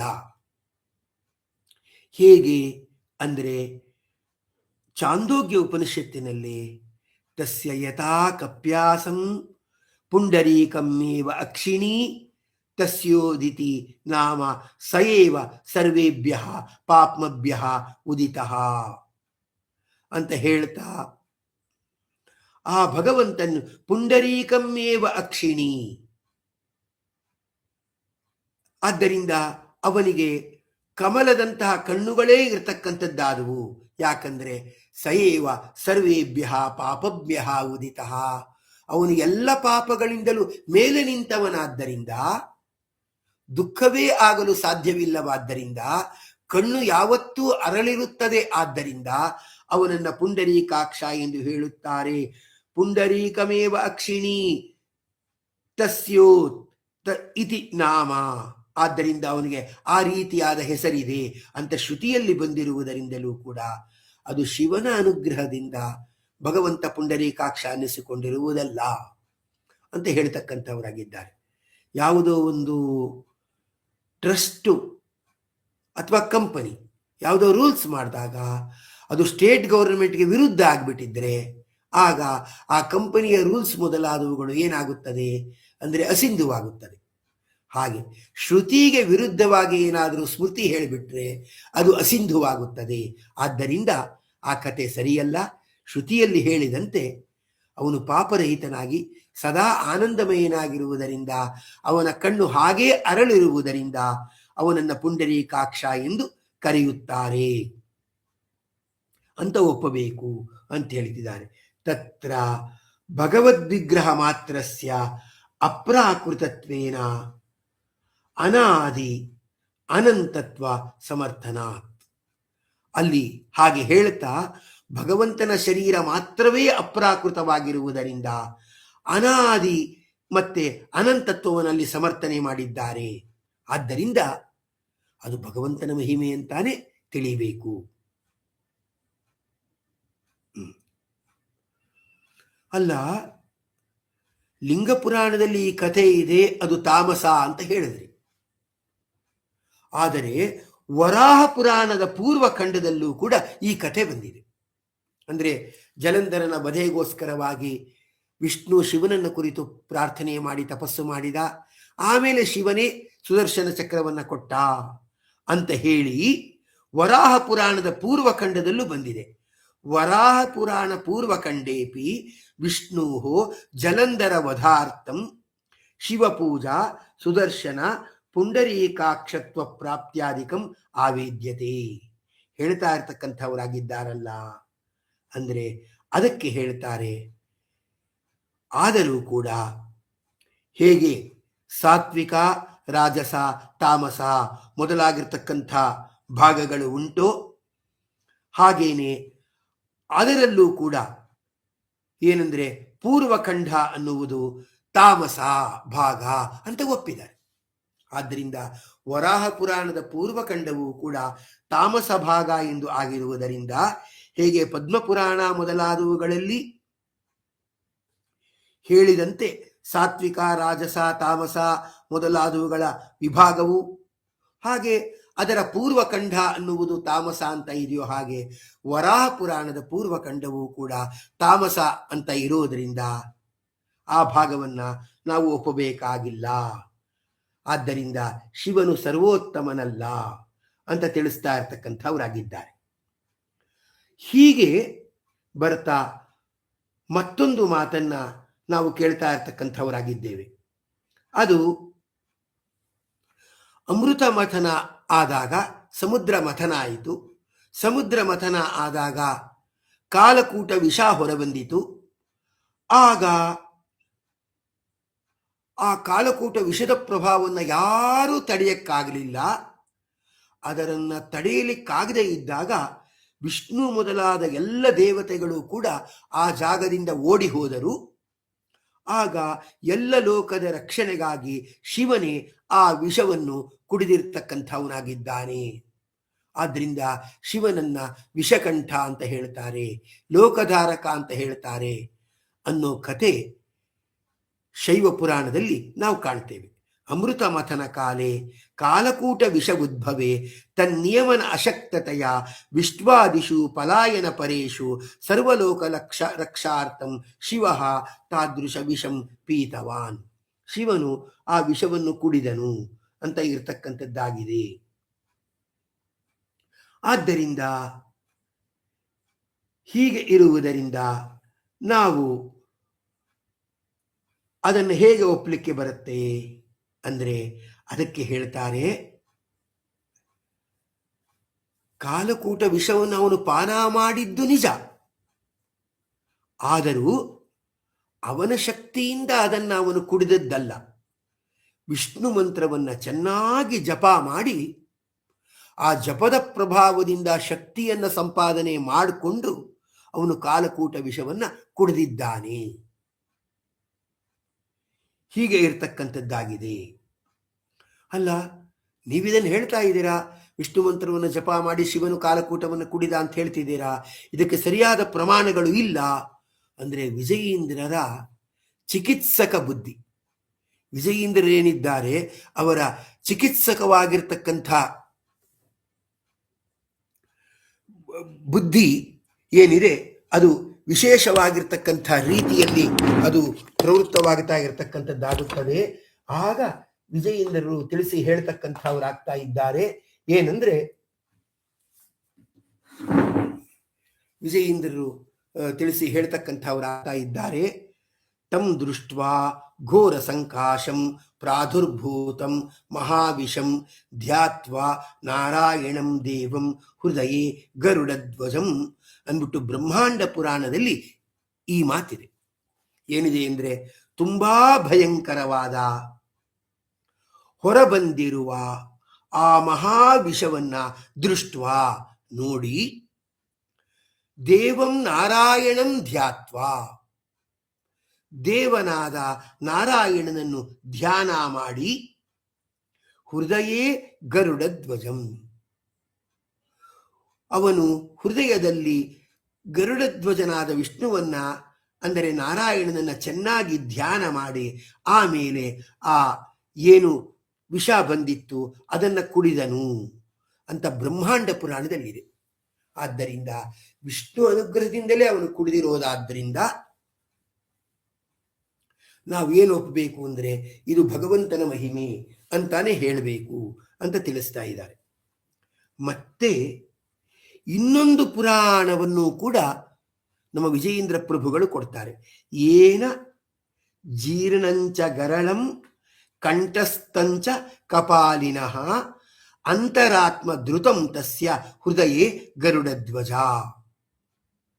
ಅಂತ ಹೇಳ್ತಾ, ಏನ ಜೀರ್ಣಂಚ ಗರಳಂ ಕಪಾಲಿನಃ ಕಪಾಲಿಯಾದ ರುದ್ರನ ಕಂಠಸ್ಥಂ ಕಂಠದಲ್ಲಿರುವ ಗರಳಂ ವಿಷವು ಏನ ಜೀರ್ಣಂಚ ಯಾವ ವಿಷ್ಣುವಿನಿಂದ ಅದು ಜೀರ್ಣವಾಯಿತೋ, ಅಂತರಾತ್ಮ ಧೃತಂ ಯಾಕೆ ಅಂದರೆ ತಸ್ಯ ಹೃದಯೇ ಅವನ ಹೃದಯದಲ್ಲಿ ಏನಂದ್ರೆ ಆ ಭಗವಂತನು ಧರಿಸಲ್ಪಟ್ಟಿದ್ದ, ಆದ್ದರಿಂದ ಹೀಗಾಯಿತು ಅಂತ ಹೇಳಿ, ಗರುಡಧ್ವಜನನ್ನು ಧರಿಸಿದ್ದರಿಂದ ಹೀಗಾಯಿತು ಅಂತ ಹೇಳಿ ಪುರಾಣಾಂತರ ವಚನ ಇರುವುದರಿಂದಲೂ ಕೂಡ ಹಾಗೆ ಅದನ್ನು ನಾವು ಒಪ್ಪಬೇಕು ಅಂತ ತಿಳಿಸ್ತಾ ಇದ್ದಾರೆ. ಇಷ್ಟು ತಿಳಿಸಿದ ವಿಜಯೀಂದ್ರ ಪ್ರಭುಗಳಿಗೆ ಇನ್ನೊಂದು ಪ್ರಮಾಣವನ್ನು ತಿಳಿಸುವ ಬಯಕೆ. ಅದು ವಿಜಯೀಂದ್ರರ ಅಪಾರವಾಗಿರ್ತಕ್ಕಂಥ ಸಾಮರ್ಥ್ಯ ಅಂತಾನೆ ಹೇಳಬೇಕು. ಅಪಾರವಾಗಿರ್ತಕ್ಕಂಥ ಮೇಧಾಶಕ್ತಿ ವಿಜಯೀಂದ್ರ ಪ್ರಭುಗಳದ್ದು. ನಾವು ಕಾಲೇಜುಗಳಲ್ಲಿ ಪಾಠ ಮಾಡ್ತಾ ಇರ್ತೇವೆ. ಪಾಠ ಮಾಡ್ತಾ ಇರುವಾಗ ಲಾಸ್ಟ್ ಸೆಮಿಸ್ಟರ್ ಯಾವ ಸಿಲೆಬಸ್ ಇತ್ತು ಅಂತ ಕೇಳಿದ್ರೆ ಹುಡುಗರೆಲ್ಲ ಮರ್ತೋಗ್ಬಿಟ್ಟಿರ್ತಾರೆ. ಅಂದರೆ ಅಷ್ಟು ಮೇಧಾಶಕ್ತಿ ಇಲ್ಲದ ಯುವ ಜನಾಂಗ. ವಿಜಯೀಂದ್ರರು ಇನ್ನೊಂದು ಕಡೆಯೂ ಕೂಡ ಈ ತರಹ ಪ್ರಮಾಣ ಇದೆ ಅನ್ನುವುದನ್ನು ಹೇಳ್ತಾ ಇದ್ದಾರೆ. ಅಪ್ರಕಾಶಂ ಇದಂ ದೇವಿ ಗುಹ್ಯಾತ್ ಗುಹ್ಯತರಂ ಪದಂ ಪುರಾಹಂ ಅಬ್ಧಿಮತನೆ ಪತಗೇಂದ್ರ ವಿಷಾವಹಂ ಅವಧ್ಯಂ ಗರಳಂ ಘೋರಂ ಅಭುಂಜಂ ಅಮೃತಂ ಯಥಾ. ಇದು ಹೊರ ಜಗತ್ತಿಗೆ ಗೊತ್ತಾಗಿಲ್ಲ. ಅಪ್ರಕಾಶಂ ಇದಂ ಇದು ತಿಳಿಯದಿರುವ ಸತ್ವವಾಗಿದೆ. ಗುಹ್ಯಾತ್ ಗುಹ್ಯತರಂ ಪದಂ ಇದು ಗುಟ್ಟಿನಲ್ಲಿ ಅತಿ ಗುಟ್ಟಾಗಿರ್ತಕ್ಕಂಥ ವಿಷಯ ಆಗಿದೆ. ಇದನ್ನು ನಾನು ಹೊರಗಡೆ ಹೇಳಲ್ಲ. ಎಲೆ ಪಾರ್ವತಿ, ಇದನ್ನು ನಾನು ಹೊರಗಡೆ ಹೇಳಲ್ಲ. ಯಾಕಂದ್ರೆ ಹೇಳಿದ್ರೆ ನನ್ನ ವೈಭವಕ್ಕೆ ಕುಂದು ಬರುತ್ತೆ. ಯಾವುದೋ ಒಂದು ಸಂದರ್ಭದಲ್ಲಿ ಗಂಡನು ಹೆಂಡತಿಗೆ ಹೇಳ್ತಾನೆ, ಫಂಕ್ಷನ್ ಎಲ್ಲ ಜೋರಾಗಾಯ್ತು ನಿಜ, ನಾನು ಹೊರಗಡೆ ಎಲ್ಲೂ ಹೇಳಿಲ್ಲ, ನಿನ್ನತ್ರ ಮಾತ್ರ ಹೇಳ್ತಾ ಇದ್ದೀನಿ, ಸಾಲ ಮಾಡ್ಬಿಟ್ಟು ಫಂಕ್ಷನ್ ಮಾಡ್ತಾ ಇದ್ದೀನಿ, ಇದನ್ನು ತೀರಿಸ್ಬೇಕಾದ್ರೆ ಇನ್ನೊಂದು 2 ತಿಂಗಳು ಬೇಕಾಗತ್ತೋ ಏನೋ, ನೀರಿದನ್ನು ಯಾರಿಗೂ ಹೇಳಕ್ ಹೋಗ್ಬೇಡ, ಮರ್ಯಾದೆ ಹೋಗತ್ತೆ ಅಂತ ಗಂಡ ಗುಟ್ಟಾಗಿ ಹೆಂಡತಿಯ ಬಳಿಯಲ್ಲಿ ಹೇಳ್ತಾನೆ. ಅದು ಎಷ್ಟು ಗುಟ್ಟಾಗಿರುತ್ತಂದ್ರೆ ಮಕ್ಕಳಿಗೂ ಗೊತ್ತಾಗಿರಲ್ಲ, ಅಳಿಯಂದ್ರಿಗೂ ಗೊತ್ತಾಗಿರಲ್ಲ. ಹಾಗೆ ಶಿವನು ಪಾರ್ವತಿಗೆ ಇದು ಗುಟ್ಟಿನಲ್ಲಿ ಗುಟ್ಟಾಗಿರ್ತಕ್ಕಂಥ ವಿಷಯ. ಹಿಂದೆ ಸಮುದ್ರ ಮಥನವಾದಾಗ ನಾನು ಆ ವಿಷ ಏನಿದೆ ಆ ವಿಷವನ್ನ ನಾನು ಸ್ವೀಕರಿಸ್ತಾ ಇರ್ತಕ್ಕಂಥವನಾದೆ. ಹೇಗೆ ಅಂದರೆ ಭಗವಂತನ ಅನುಗ್ರಹದಿಂದ ಅಮೃತವನ್ನ ಹೇಗೆ ಸಂತೋಷದಿಂದ ಎಲ್ಲರೂ ಸ್ವೀಕರಿಸುತ್ತಾರೋ ಆ ಥರ ಸ್ವೀಕರಿಸಿದೆ ಅಂತ ಹೇಳೋದ್ರಿಂದಲೂ ಕೂಡ ಏನಂತಾಯ್ತಂದ್ರೆ ಶಿವನು ಭಗವದನುಗ್ರಹದಿಂದ ವಿಷಪಾನವನ್ನು ಮಾಡಿದಾನೆ, ಸ್ವತಂತ್ರವಾಗಿ ಅಲ್ಲ ಅನ್ನುವ ತತ್ವ ಪ್ರತಿಪಾದನೆಯಾಯಿತು. ಇನ್ನೊಂದು ಕಡೆಯಲ್ಲಂತೂ ಅಚ್ಯುತಾನಂತ ಗೋವಿಂದ ಮಂತ್ರತೋಪ್ಸು ಶುಭಂ ಪರಂ ಓಂ ನಮಃ ಸಂಪುಟೀಕೃತ್ಯ ಜಪನ್ ವಿಷಧರೋ ಅಹರತು ಅಂತ ಹೇಳ್ತಾ ಆ ಮಂತ್ರದ ಶಾಸ್ತ್ರಗಳಲ್ಲಿ ಅಚ್ಯುತ ಅನಂತ ಗೋವಿಂದ ಈ ಮಂತ್ರಗಳನ್ನ ಏನಂದ್ರೆ ಅಪ್ಸು ಶುಭಂ ಪರಂ ಇದನ್ನ ನೀರಿನಲ್ಲಿಟ್ಟು ಧ್ಯಾನ ಮಾಡಿ ಓಂ ನಮಃ ಸಂಪುಟೀಕೃತ್ಯ ಅಂದ್ರೆ ಓಂ ಅಚ್ಯುತಾನಂತ ಗೋವಿಂದಾಯ ನಮಃ ಓಂ ಅಂತ ಸಂಪುಟಾಕಾರವಾಗಿ ಓಂಕಾರ ಮತ್ತೆ ನಮಃಶಬ್ದವನ್ನು ಸೇರಿಸಿಕೊಂಡು ಜಪವನ್ನ ಮಾಡ್ತಕ್ಕಂಥವನೇನಿರ್ತಾನೆ ಅದು ಆಗ ಅದನ್ನ ವಿಷಧರಹ ಅಹರತು ವಿಷಧಾರಿಯಾಗಿರ್ತಕ್ಕಂಥ ಭಗವಂತನು ಆ ರುದ್ರದೇವರು ಅಹರತು ಆ ವಿಷವನ್ನ ಕಳೆದುಕೊಂಡರು ಅಂತ ಇದನ್ನು ಕೂಡ ಶಾಸ್ತ್ರದಲ್ಲಿ ಪ್ರತಿಪಾದನೆ ಮಾಡ್ತಾ ಇರುವುದರಿಂದ ಹೀಗೆ ಒಪ್ಪಬೇಕು ಅಂತ ಹೇಳ್ತಾರೆ. ಅಷ್ಟಕ್ಕೆ ಬಿಡದೆ ಇನ್ನೂ ಮುಂದುವರಿತಾರೆ. ಎಷ್ಟೋ ಸಂದರ್ಭಗಳಲ್ಲಿ ಕಾಲೇಜಲ್ಲಿ ಥೀಸಿಸ್ ಪ್ರೆಸೆಂಟೇಷನ್ ಅಂತ ಮಾಡೋದುಂಟು. ಮಾಡುವಾಗ ಒಂದಲ್ಲ ಎರಡಲ್ಲ ಹಲವಾರು ಪ್ರಮಾಣಗಳನ್ನು ಕೊಡಬೇಕು ಅಂತ ಹಲವಾರು ಪ್ರಮಾಣಗಳನ್ನು ಕೊಡೋದು ಉಂಟು. ಆದರೆ ವಿಜಯೇಂದ್ರ ಪ್ರಭುಗಳ ಅಪಾರವಾದ ಶಕ್ತಿ ಬುದ್ಧಿಶಕ್ತಿ ಎಷ್ಟು ಅಂದರೆ ಅವುಗಳನ್ನೆಲ್ಲವನ್ನೂ ಒಂದೆಡೆ ಸೇರಿಸಿ ಪೂರ್ವಾಗ್ರಹವಿಲ್ಲದೆ ವಿಚಾರ ಮತನಕ್ಕೆ ಅವಕಾಶ ಮಾಡಿಕೊಟ್ಟು ತತ್ವವನ್ನು ಪ್ರತಿಷ್ಠಾಪನೆ ಮಾಡ್ತಾರೆ. ಅವ್ರು ಹೇಳ್ತಾರೆ ನಾಮತ್ರಯ ಪ್ರಭಾವಾಚ್ಚ ವಿಷ್ಣೋ ಸರ್ವಗತಸ್ಯ ವೈ ವಿಷಂ ತದಭವಜ್ಜೀರ್ಣಂ ಲೋಕ ಸಂಹಾರ ಕಾರಣಂ. ವಿಷವು ಜೀರ್ಣವಾಗತಕ್ಕಂಥ ಸಂಗತಿ ಅಲ್ಲ. ಎಷ್ಟೋ ಸಾತಿ ದತ್ತೂರಿ ಬೀಜ ಮೊದಲಾದವುಗಳನ್ನು ತಿಂದುಬಿಟ್ರೇನೆ ಗಂಟಲಿನಲ್ಲಿರುವ ಕರಳು ಕತ್ತರಿಸಿ ಹೋಗತ್ತೆ, ಬಾಯಿಂದ ರಕ್ತ ಸುರಿಯುತ್ತದೆ ಅಂತಿದೆ. ಇನ್ನು ಮಹಾವಿಷ, ಆ ಮಹಾವಿಷ ಅನ್ನೋದು ಇಡೀ ಲೋಕದ ಸಂಹಾರಕ್ಕೆ ಕಾರಣವಾದದ್ದು. ಅದೂ ಸಹ ಜೀರ್ಣವಾಯಿತು. ಯಾಕೆ ಅಂದರೆ ಎಲ್ಲೆಡೆ ವ್ಯಾಪಿಸಿದ ವಿಷ್ಣುವಿನ ಪ್ರಭಾವದಿಂದ ಮತ್ತೆ ನಾಮತ್ರಯದ ಪ್ರಭಾವದಿಂದ. ಎಲ್ಲೆಡೆ ವ್ಯಾಪ್ತನಾದ ವಿಷ್ಣುವಿನ ನಾಮತ್ರಯ ಜಪದಿಂದಾಗಿ ರುದ್ರದೇವರಿಗೆ ಆ ವಿಷವು ಜೀರ್ಣವಾಯಿತು ಅಂತ ಬೇರೆ ಪುರಾಣಗಳಲ್ಲಿ ಕಂಡಿರುವುದರಿಂದಲೂ ಕೂಡ ಶಿವನು ವಿಷವನ್ನ ತಾನಾಗೇ ಜೀರ್ಣಿಸಿಕೊಂಡ ಅನ್ನೋ ಮಾತಿಗೆ ಇದು ವಿರುದ್ಧವಾಗುತ್ತದೆ. ಪುರಾಣಾಂತರೇಶು ಅಂದ್ರು ಯಾವ ಪುರಾಣ ಅಂತ ಹೇಳಿಲ್ಲ. ಯಾವ ಪುರಾಣ ಅಂತ ಹೇಳ್ಬಿಟ್ಟಿದ್ರೆ ನಮಗೆ ಸುಲಭ ಆಗ್ತಿತ್ತು. ಕೆಲವು ಕಡೆ ಬ್ರಹ್ಮಾಂಡ ಪುರಾಣ ಅಂತೆಲ್ಲ ಹೇಳ್ಬಿಟ್ಟಿದ್ದಾರೆ. ಹಾಗೆ ಪುರಾಣಾಂತರ ಅನ್ನುವಾಗ ಯಾವ ಪುರಾಣಾಂತರ ಅಂತ ಹೇಳ್ಬಿಟ್ಟಿದ್ರೆ ನಮಗೆ ಇನ್ನೂ ಸುಲಭ ಆಗ್ತಾ ಇತ್ತು. ಆದರೆ ನಮ್ಮ ವಿಜಯೇಂದ್ರ ಪ್ರಭುಗಳ ಶೈಲಿ ಹೇಗೆ ಅಂದರೆ ಅದು ಸಣ್ಣ ಮಕ್ಕಳಿಗೆ ಎಲ್ಲ ಅನ್ನ ಮೊದಲಾದವುಗಳನ್ನು ಕಲಸಿ ಹಿಂಡಿ ಮಾಡಿ ಆ ರಸವನ್ನೆಲ್ಲ ಮಾಡಿ ಆ ಸ್ಪೂನಲ್ಲಿ ತಿನ್ಸಿದ್ರೆ ಅದನ್ನು ಸ್ಪೂನ್ ಫೀಡಿಂಗ್ ಅಂತ ಕರೀತಾರೆ. ಅದರಿಂದ ಮಗುವಿಗೆ ತಿನ್ನುವ ಕಲೆಯೂ ಬರಲ್ಲ, ಹೆಚ್ಚಾಗಿ ಜೀರ್ಣಶಕ್ತಿಯೂ ಬರಲ್ಲ.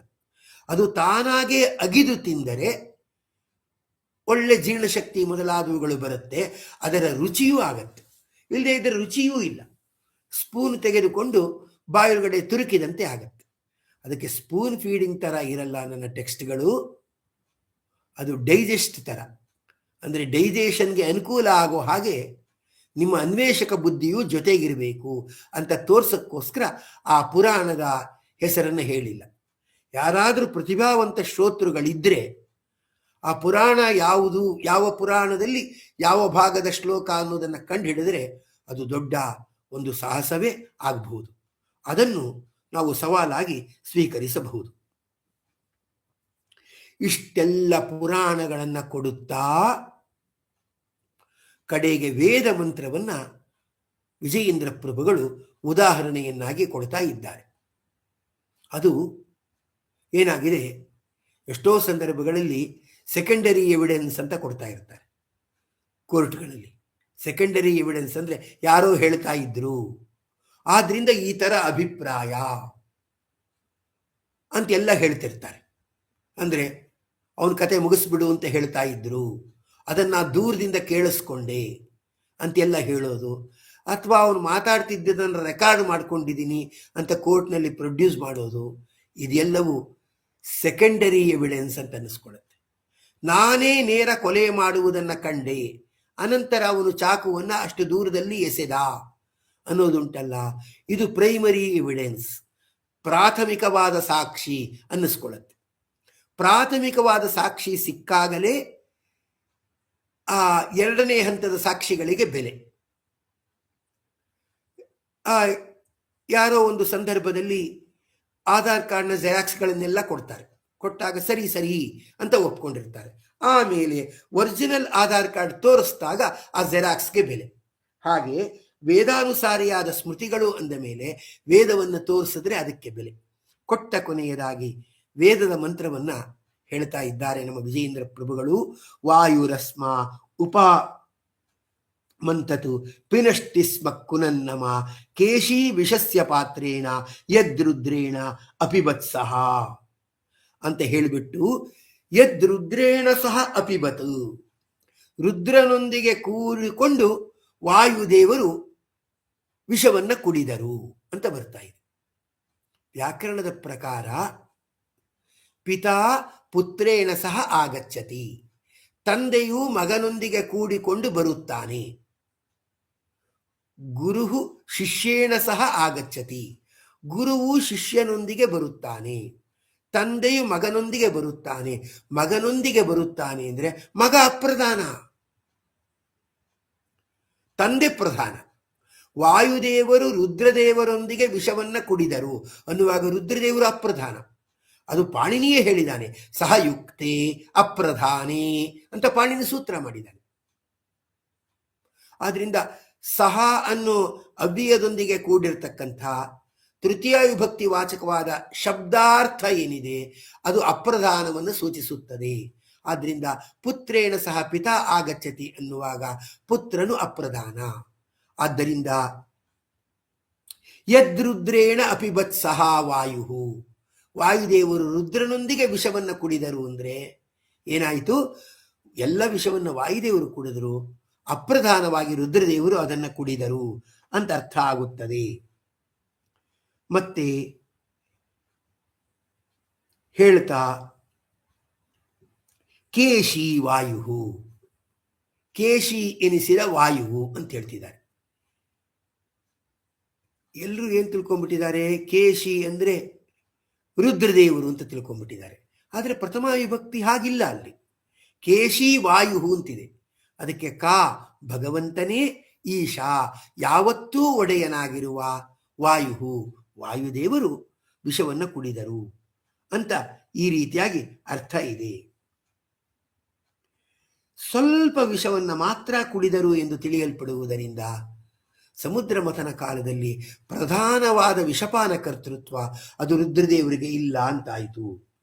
ಕಿಂಚ ಮತ್ತೆ ಭಾಗವತಾದಿ ಗ್ರಂಥಗಳಲ್ಲೂ ಸಹ ಅಮೃತ ಮಥನ ಪ್ರಕರಣದಲ್ಲಿ ರುದ್ರದೇವರು ವಿಷವನ್ನು ಪಾನ ಮಾಡಿದ್ರು, ಉಳಿದ ದೇವತೆಗಳೆಲ್ಲ ಓಡಿ ಹೋದರು ಅಂತ ಹೇಳ್ತಾರೆ. ಆದರೆ ಆ ರೀತಿ ಪ್ರಸಂಗ ಭಾಗವತಾದಿ ಪುರಾಣಗಳಲ್ಲಿ ಇಲ್ಲ. ಭಾಗವತಾದಿಷು ಅಮೃತ ಮಥನ ಪ್ರಕರಣೇಶು ವಿಷ್ಣು ಕಾಲಕೂಟ ವಿಷಭೀತ್ಯ ಪಲಾಯನಾದಿ ಅನುಕ್ತೇಶ್ಚ, ಕಾಲಕೂಟ ವಿಷದ ಭೀತಿಯಿಂದ ಅವನು ಓಡಿ ಹೋದನು ಅಂತ ಹೇಳೋದು ಏನಿದೆ ಇದಲ್ಲಿಲ್ಲ, ಇದರ ಉಲ್ಲೇಖ ಅಲ್ಲಿಲ್ಲ. ಅಂದ ಮೇಲೆ ಅದು ವ್ಯಾಮೋಹಕವಾದ ಇತರ ಪುರಾಣಗಳಲ್ಲಿ ಬಂದಿದೆಯೇ ವಿನಃ ಅದು ವಾಸ್ತವ ಸಂಗತಿ ಅಲ್ಲ ಎಂದು ತಿಳಿಯಬೇಕು. ಹೀಗೆ ಒಂದೇ ಒಂದು ಅಂಶವನ್ನು ತೆಗೆದುಕೊಂಡು ಸ್ಮೃತಿಗಳನ್ನು, ಲೋಕನೀತಿಗಳನ್ನು, ಅದರ ಜೊತೆ ಶ್ರುತಿಯನ್ನೂ ಕೂಡ ಕೊಟ್ಟು ಹೇಳ್ತಾ, ಕಡೆಗೆ ಬೇರೆ ಪುರಾಣದ ಸಂವಾದವನ್ನು ಹೇಳ್ತಾ, ಏನಂದ್ರೆ ಪರರು ಕೊಟ್ಟಿರುವ ವಾದ ಪ್ರಮಾಣಗಳ ನೆಲೆಯಲ್ಲಿ ನಿಲ್ಲುವುದಿಲ್ಲ. ಆದ್ದರಿಂದ ಶಿವನ ಸರ್ವೋತ್ತಮತ್ವವನ್ನು ಈ ಪ್ರಸಂಗದಲ್ಲಿ ಒಪ್ಪಲಿಕ್ಕೆ ಬರಲ್ಲ ಅಂತ ಹೇಳ್ತಾ ಇದ್ದಾರೆ. ಸುಮಾರು 7-8 ಪ್ರಸಂಗಗಳನ್ನು ತೆಗೆದುಕೊಂಡಿರತಕ್ಕಂಥವರಾಗಿದ್ದಾರೆ.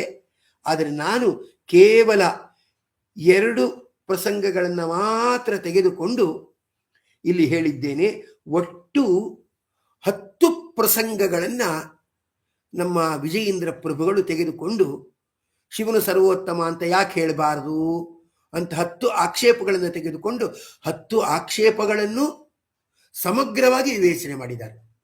ಅಂದರೆ ಇದನ್ನು ಒಟ್ಟಾರೆ ಹೇಳಬೇಕಂದ್ರೆ 10 ಗಂಟೆಗಳಾದರೂ ಬೇಕಾಗತ್ತೆ. ಯಾವುದು ಅಂದರೆ ಸರ್ವಸಿದ್ಧಾಂತ ಸಾರಾಸಾರ ವಿವೇಚನದ ಯಾವುದೋ ಒಂದು ಪ್ರಕರಣದ ಒಂದು ಸಂಪೂರ್ಣ ವಿವೇಚನೆ ಅಂದರೆ 10 ಗಂಟೆಗಳಾದರೂ ಬೇಕಾಗತ್ತೆ. ಅಷ್ಟು ವಿಸ್ತಾರವಾದ ಇದನ್ನು ವಿಜಯೇಂದ್ರ ಪ್ರಭುಗಳ ಆರಾಧನೆ ನಿಮಿತ್ತ ನಮ್ಮ ನಾಗೂರ್ ಶ್ರೀನಿವಾಸ್ ಅವರು ಪ್ರತಿ ವರ್ಷವೂ ಇದನ್ನು ವಿಜೃಂಭಣೆಯಿಂದ ನಡೆಸ್ಕೊಂಡು ಬರ್ತಾ ಇದ್ದಾರೆ. ಅವರ ದೀಕ್ಷೆ, ಅವರ ಉತ್ಸಾಹ, ಅವರಿಗೆ ಎಷ್ಟೇ ವಯಸ್ಸಾದರೂ ಕೂಡ ಅದು ಕುಂದುತ್ತಿಲ್ಲ. ಇದಕ್ಕೆ ಕಾರಣ ಅವರು ಪಡೆದಿರುವ ವಿಜಯೇಂದ್ರರ ಅನುಗ್ರಹ, ವ್ಯಾಸರಾಜರ ಅನುಗ್ರಹ, ಶ್ರೀನಿವಾಸನ ಪರಮ ಅನುಗ್ರಹ. ಅವರಿಗೆ ವ್ಯಾಸರಾಜರಲ್ಲಿರುವ ದೀಕ್ಷೆ, ವ್ಯಾಸರಾಜ ಮಠದಲ್ಲಿರುವ ದೀಕ್ಷೆ, ಇದನ್ನು ನಾವು ತುಂಬ ಗಮನಿಸ್ತಾ ಇದ್ದೇವೆ.